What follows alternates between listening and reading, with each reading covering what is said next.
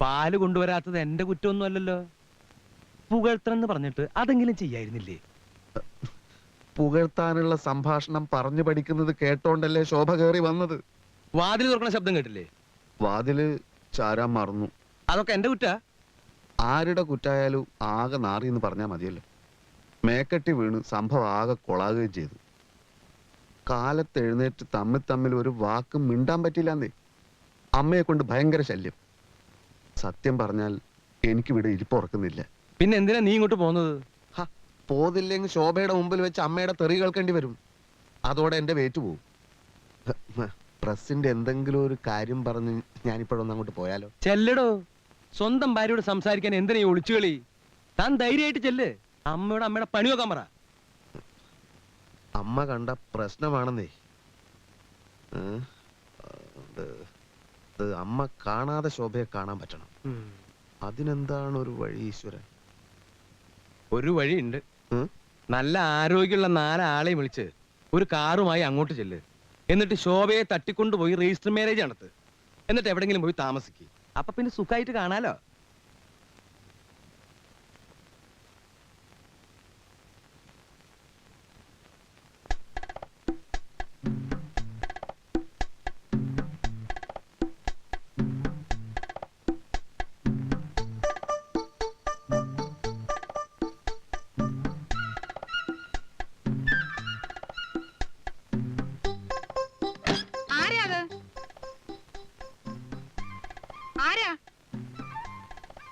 ഇതാരാ ഈ കതവ് തുറന്നിട്ടത്? ശോഭേ,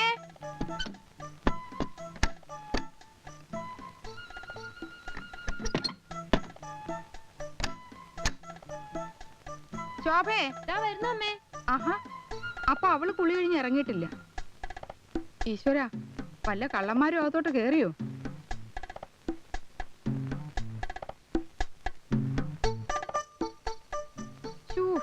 ഈ കുട്ടിയുടെ ഒരു കാര്യം. ശോഭേ, ഓ, പണയും മാലയൊക്കെ ഉള്ളതല്ലേ?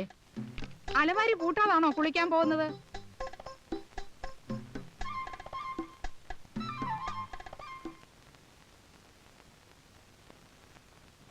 ആരാമേ?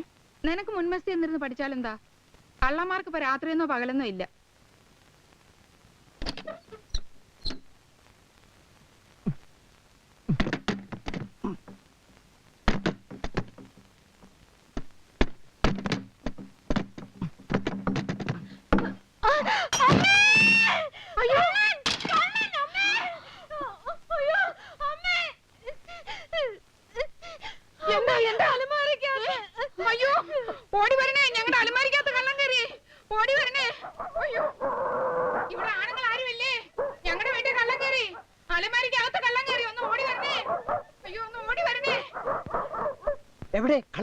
കള്ളൻ എവിടെയും പോയിട്ടില്ല. ഈ അലമാരിക്കകത്ത് തന്നെ ഉണ്ട്. പട്ടാ പകല് മുൻവശത്തെ വാതിലും തുറന്ന് അകത്ത് കയറി ഈ കള്ളൻ ചില്ലറ കള്ളനൊന്നും അല്ല. കള്ളനെങ്ങനെ അലമാരിക്കകത്തായി? കല്യാണം കഴിഞ്ഞ് വീടാണെന്ന് അന്വേഷിച്ച് അറിഞ്ഞിരിക്കുമല്ലോ. മാലയമളയെ കക്കാൻ ഇറങ്ങിയതാ പേരും കള്ളൻ. അതല്ല, എങ്ങനെ അകത്ത് വിട്ടു? അതല്ലേ രസം. കള്ളൻ അകത്ത് കയറിയത് ഞാൻ അലമാരി പൂട്ടി താക്കോലെടുത്തു. അപ്പൊ കള്ളനെ കണ്ടോ? മുഖം കണ്ടില്ല. അലമാര പൊളിക്കട്ടെ? അയ്യോ, അത് വേണ്ട. മറിച്ചിട്ടിട്ട് താക്കോലുണ്ട് തുറക്കാം. എനിക്ക് താക്കോൽ എടുത്തുണ്ടോ? ആ, ഒന്ന് മാറിയുന്നേ, ഒന്ന് മാറിയുന്നേ. നമ്മളിങ്ങനെ വെറും കൈയോടെ നിന്നാൽ അപകട. മക്കളെ, കത്തിയും കൂടുതൽ എടുത്തുകൊണ്ട് വാ. അയ്യോ, കത്തി കൊണ്ടൊന്നും ചെയ്യണ്ട. സിസ്റ്റർ ഉമ്മാര്, ഇവന്റെ കയ്യില് തോക്കുണ്ടോ ബോംബുണ്ടോ എന്നൊന്നും അറിയാൻ മേല. ഒരു ജീവൻ മരണ കളിയാ ഞങ്ങളും കളിക്കുന്നത്. എടാ, നോക്കി നിൽക്കാതെ വല്ല വടിയും കൊണ്ടുപോക്കി എടുത്തോണ്ട് വാടോ ഇങ്ങോട്ട്. ആശാനൊന്ന് പിടിച്ചാട്ടെ. ആ, വേം പിടി.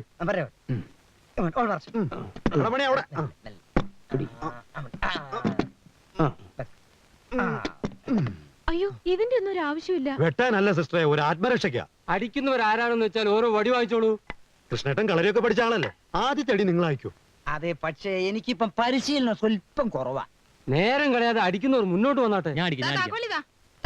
ഇങ്ങോട്ടോ, ഇങ്ങോട്ടോ. ഞാൻ തുറക്കാൻ പോവുകയാണ്.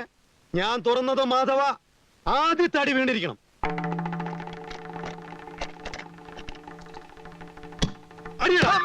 അയ്യോ, കൊല്ലല്ലേ, കൊല്ലല്ലേ. ഞാനാണ് ദിനേശ.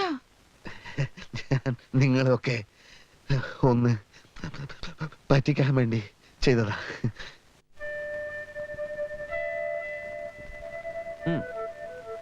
കല്യാണം വീടുവെപ്പ് ഇത് രണ്ടും മനുഷ്യന്റെ ചീത്ത സമയത്താ നടക്കുക. ഉം. അല്ലെങ്കിൽ സ്വന്തം ഭാര്യയോട് സംസാരിക്കാൻ നിനക്ക് അലമാരി കയറാൻ തോന്നുന്നു. ദാമ്പത്യ ജീവിത വിജയത്തിന് കൂട്ടുകുടുംബം പറ്റിയതല്ലെന്ന് എവിടെയോ വായിച്ചിരുന്നു. അത് 100% ശരിയാണ്. ഭാര്യക്കും ഭർത്താവിനും കണ്ണിൽ കണ്ണിൽ നോക്കിയിരിക്കണം. ഹൃദയവും കൈമാറണം. ഇതിനൊന്നും കൂട്ടുകുടുംബത്തിൽ സൗകര്യമില്ലെന്നേ. എന്നാലേ നീ ഏതെങ്കിലും ലോഡ്ജിൽ മുറി എടുത്ത് താമസിക്കും. അത് പറ്റില്ല. പോലീസ് റെയ്ഡ് അത്. അതിന് നീ ഈ പെണ്ണിനെ പൊക്കിക്കൊണ്ട് വന്നതാണോ? അല്ല, അതല്ല പ്രശ്നന്നേ. പ്രസ് പോയില്ലെങ്കിൽ അമ്മ മഹാഭദ്രകാളിയാവും. ഇതിപ്പോ രാത്രി 10ഉം 11ഉം മണിയാവുമ്പോഴാ വീട്ടിൽ ചെല്ലാൻ പറ്റുന്നത്. അപ്പോഴേക്കും ശോഭ ഉറങ്ങാനുള്ളൊരു മൂഡിലായിരിക്കും. കൂടുതൽ സമയം കാണാനും സംസാരിക്കാനും പറ്റിയില്ലെങ്കിൽ അവളുടെ ഹൃദയത്തിൽ ഒരു സ്ഥാനം നേടാൻ വലിയ ബുദ്ധിമുട്ടാ. ഞാൻ വേറൊരു ടെക്നിക്ക് പറയട്ടെ. പറയൂ, പക്ഷെ ഫസ്റ്റ് നൈറ്റ് പോലെ ആവരുത്. ഇല്ലടോ, ഇത് തികച്ചും മനഃശാസ്ത്രപരമായ ഒരു നീക്കമാണ്. അതായത് വലിയൊരു ഫോട്ടോ, ഉം.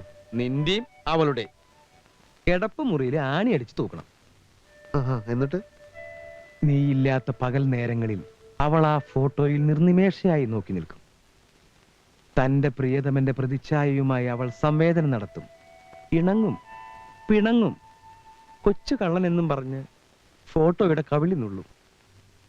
നേർക്ക് നേരെ പറയാൻ മടിക്കുന്നതൊക്കെ ഫോട്ടോയോട് പറയും. അങ്ങനെ അങ്ങനെ അവളുടെ ഹൃദയത്തിൽ നീ കേറും. ഓ, എന്തായാലും അലമാര പോലെ അപകടമൊന്നുമില്ലല്ലോ. പരീക്ഷിച്ച് നോക്കിയിട്ട് ഫലം പറ. ബാക്കി ഞാൻ അപ്പ പറയാം. ഒരു കാര്യം പ്രത്യേകം ശ്രദ്ധിക്കണം. ആ കുട്ടി നല്ലപോലെ വെളുത്തിട്ടാണ്. ഫോട്ടോയിൽ ആ വ്യത്യാസം കാണരുത്. ഇഷ്ടം പോലെ മേക്കപ്പ് ചെയ്തോളൂ. ഫോട്ടോയിലെങ്കിലും നിനക്ക് കുറച്ച് സൗന്ദര്യം ഉണ്ടായിക്കോട്ടെ. അതെ, അമ്മ ചോദിച്ചു എവിടേക്കാ പോണേന്ന്. ശരിക്കും നമ്മൾ എങ്ങോട്ടാ? അതൊക്കെ ഉണ്ട്. സസ്പെൻസ് ആണോ? കുറച്ച്. ഓഹോ, എത്ര നേരമായി ഒരുങ്ങാൻ തുടങ്ങിയിട്ട്? എന്തൊരുക്കം? നോക്കട്ടെ.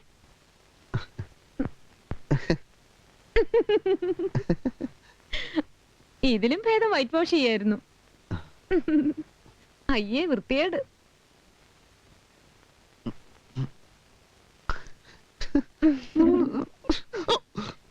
അമ്മേ, ഞങ്ങളെ രണ്ടുപേരെയും അത്താഴത്തിന് ക്ഷണിച്ചു അമ്മേ.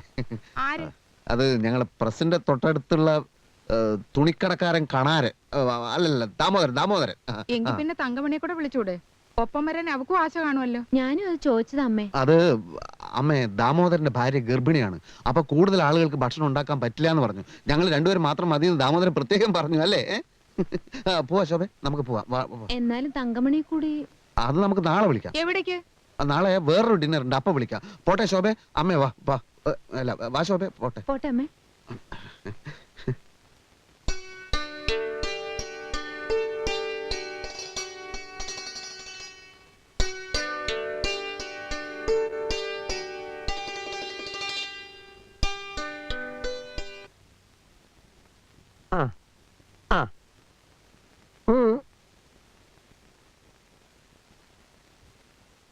ഒന്ന് ചിരിച്ചേ.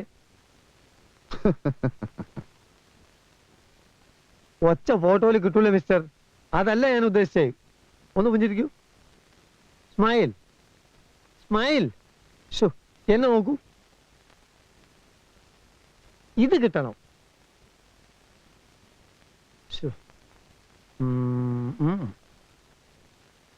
നിങ്ങൾ ആ സ്മൈലൊന്നും തീരെ ശരിയാവുന്നില്ല കേട്ടോ.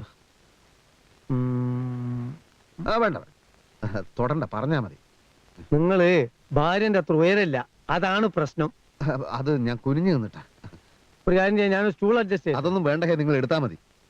പിന്നെ ഈ സ്ത്രീകളും ഫാമിലീസ് ഒക്കെ വരുന്ന ഇതുപോലുള്ള ഒരു സ്ഥലത്ത് ഇങ്ങനത്തെ ബനിയനൊക്കെ ഇട്ട് നിൽക്കുന്നത് കുറച്ച് മോശ. അത് ഇന്ത്യയിലായതുകൊണ്ട് ഇപ്പൊ ഇതൊക്കെ.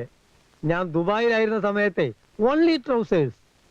അല്ല, പിന്നെ ഒരു ടൈ കെട്ടിയാൽ എങ്ങനെ ഉണ്ടാവേ? ടൈ കുറച്ചുകൂടെ ഒക്കെ ഒരു അത് വേണ്ട. ഈ ഫിഗറിന് ശരിയാവില്ല അല്ലേ?